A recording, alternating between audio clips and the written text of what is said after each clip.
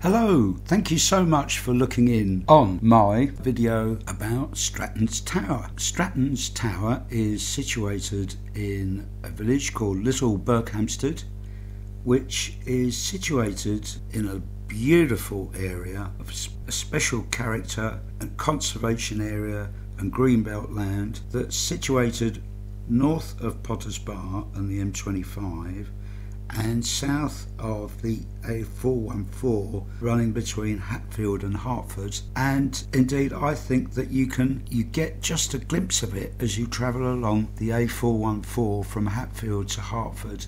On a clear day you can see it on the skyline. This tower, which is situated on top of Robin's Nest Hill in Little Berkhamsted. Little Berkhamsted is a charming village. Many of the houses there are Georgian listed buildings, beautiful cottages and some huge mansion houses. One is called Danes Manor, which is a luxury Georgian 8-bedroomed house which is rented out for doing film shoots for the film industry and photographic shoots as well. In the village there's a nice village hall and cricket pavilion, a super cricket club, a wonderful pub called the Five Horseshoes, and there's a wonderful village shop which is more like a delicatessen. You go in there and they've got beautifully home-baked goods and wonderful things, foods available there, perhaps reflecting that very nice well-to-do people live in the area. Strattons Tower is an absolutely magnificent building. There's quite a lot of debate about why it was built, but we do know it was built in 1789. Now, according to a book written by Barbara Jones, she said that it was a retired admiral who built it so that he could look at ships plying up and down the Thames. Similarly, in John Lucas's book, which was written in 1990, he said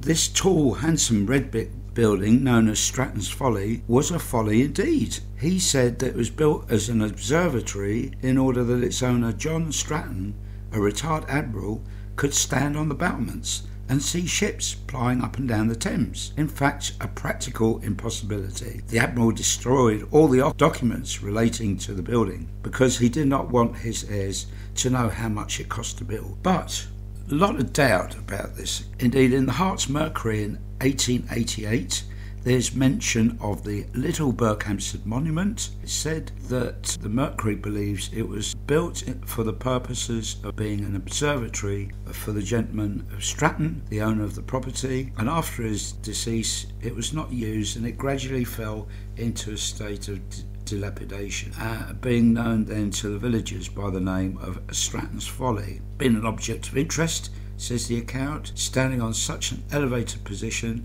and can be seen for many miles. The reporter remembers climbing up the decayed staircase many years ago and being well rewarded by the delightful seeing all around the top. The article says that there are different stories. One that was called Stratton's Folly, and in this version of the story is Mr. Stratton was not an admiral but a ship owner who wanted to receive early intelligence of the arrival of his vessels at the port of London and erected his tower expecting to be able to command the mouth of the Thames from this point with the aid of a telescope. However, the story that the Mercury in 1888 preferred to believe that it was purely a prospect tower and built so that you could get an extensive view. That's interesting as well because Stratton could not have been an admiral, it said, because he was a nonconformist and the services did not take on nonconformists. Now,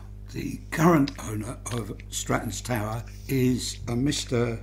David Cooper, who actually resides at the tower, and a few years ago he had held an open day when people could come and visit the grounds of the tower, and to accompany that he printed a very interesting and helpful fact sheet all about the tower. And in that he states there has been much speculation as to John Stratton's reason for building the tower, but the earliest known reference to the tower accompanies a watercolour sketch captioned Prospect Tower at Little Berkhamsted Herts, which dates from sometime before May 1799. The watercolour is accompanied by the following text. At Little Berkhamsted is a very handsome tower built with bricks of a circular form and with an octagonal base. The top is a lead flat with battlements from which are fine prospects. It was built for a pleasure house and has several apartments in the different stages. He states that the tower is 96 feet high, that it's a Georgian tower and it's a graded listed 2 building, says David Cooper, but he states quite categorically, although it is a prospect tower, not a folly. It is not a folly. It was probably built in 1789 by John Stratton, gentleman, despite stories to the contrary, which appear to have originated in several books, in particular the book Follies and Grottos by Barbara Jones. John Stratton most certainly was not an admiral, retired or otherwise. He was still only in his 30s when the tower was built. Very interesting though whether or not it's a folly, because what is a prospect tower? A prospect tower is a tower that is built for views, is my understanding. But I've looked around the country and there are hundreds of prospect towers all over the United Kingdom, and many of them are called follies. The point is as well, is many of these prospect towers are called both follies and prospect towers. So it's possible, in my opinion, for a prospect tower to be a folly. What is a folly? Well, a folly is a building that is built that is pretty much totally useless, built at expense and has little purpose at all. But from my point of view, this tower isn't completely a folly, because there were apartments originally built in this tower, it would appear from David Cooper has found. But from my point of view, the architecture, having battlements on a building when they're just decorative rather than being useful battlements, is a bit of a folly really. So it's really interesting, isn't it, that the Victorian style of building, they adopted old ways of building. And not many people know this, but there actually is a folly that is a tower in the town of Hertford. It was originally in the garden of a residence of number 2 North Road in Hertford, but the land has been split and it now comes into the land belonging to the Bean River View retirement home and the Bean River View flats for the elderly. I've actually seen it because I've been there. In my opinion, it is a complete folly because it was built as a fake ruin. Here's a picture of it. You can see it's got ruined walls. It's got neo-Romanesque style stone dressings. It's got a fake Norman style archway. It's got all sorts of ornamental retro style architecture features dating from the Middle Ages. And that, in my opinion, is a complete folly because it's purely decorative and completely useless. So there we are. It would be nice actually if the people of Hertford could have the occasional opportunity. I think would be wonderful if the owners of Bean River View could have an occasional open day and allow the people of Hertford to go and visit this splendid folly that exists. And I don't think many people know it's there. So Bean River View, just off Cowbridge and Port Vale. But if you can imagine, the gardens stretch back from London Road, but the garden area has all been divided up and sold off in different lots. There you can see it's an actual real folly. Now in the 1960s there was an absolute row about the Strattons Tower. John Lucas, in his book Hertfordshire Curiosities, stated that in the 1960s its then owner, the then owner of Strattons Tower, based in Little Berkhamsted, was Mr. William Tatton Brown, who was an architect, having rescued it from disrepair, sought planning permission to convert it into residential accommodation. A public inquiry was held, and there were objections from neighbours who complained that they would be overlooked, and among them an MP who lived nearby, and said that because he sunbathed in the nude, it would be an invasion of his privacy. He didn't actually state who the MP was, but I understand that famous cabinet minister, actually, Mr. Reginald Morling, used to live in Little Berkhamsted, so I presume he was referring to that. Also, in the national newspaper on Sunday, printed in 1967, was an article in the Sunday People, right next to this article about this frustrated mother who wanted to get rid of her son, who was a male stripper, from her home. Was this headline, right next to it, was this headline article about Strattons Tower, stating, "Man of the People tells a planning officer to think again." The Man of the People, Sunday People, says, "I call this Doubleday's folly." They call it Stratton's Folly, the 90-foot red brick tower dominating the lovely countryside after the late Mr. Stratton, a land-owning giant who built the thing 180 years ago. But I propose a new name, Doubleday's Folly, after Mr. Ernest Doubleday, the Hertfordshire County Planning Officer. Mr. Doubleday apparently would sooner see the tower become a dilapidated eyesore than it being used as a home for human beings. The article goes on, says that Mr. Tatton Brown, Minister of Health Chief Architect, and that surely it would be best for it to be converted back into a residential building. And actually, I agree, because originally, as the current owner, Mr. Cooper, points out, it was originally built with a couple of apartments in it. So why not restore it back? After a big row, Mr. Tatton Brown did get consent to convert it into a residential building. It would appear he did a lovely job.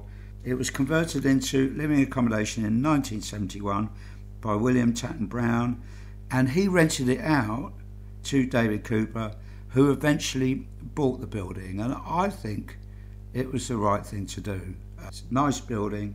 The dimensions are, as Mr. Cooper very helpfully points out, that it's 96 foot high. London Bridge is about 17 miles a little to the east of due south. David Cooper points out that on a clear day you can actually see from the top of the tower, you can actually see over Epping Green into the City of London. The construction is essentially a series of 4 boxes, octagonal at the base, surmounted by 3 circular sections. This gives the structure great strength with retaining sufficient flexibility to withstand high winds.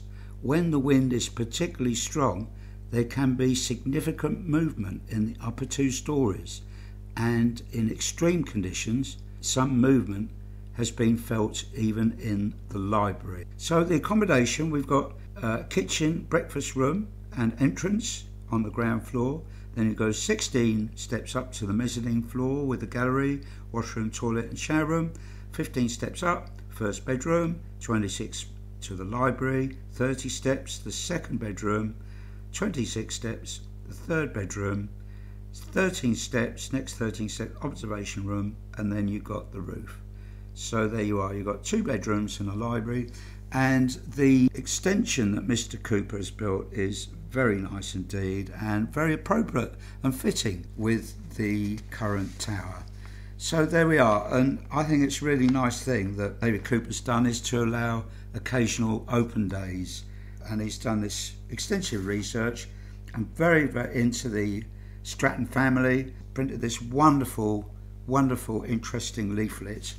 For another video, we'll no doubt be talking about the Folly and Where, which is a wonderful grotto, Scots grotto. I think there are these follies everywhere, all over the place.